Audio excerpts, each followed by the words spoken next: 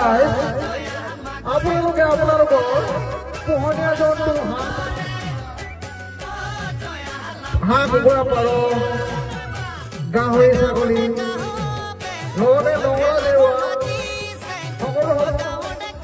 ঘৰৰ ভিতৰত ভৰাই থওঁ নহ'লে আমাৰ মাঘ বিহু পৰ্বত যাব সহজ কৰি দিয়া হ'ব ধন্যবাদ আর এখন যে উড়া ও জয়া তার এখন যে উড়া কি ঘৰৰ নবলা ও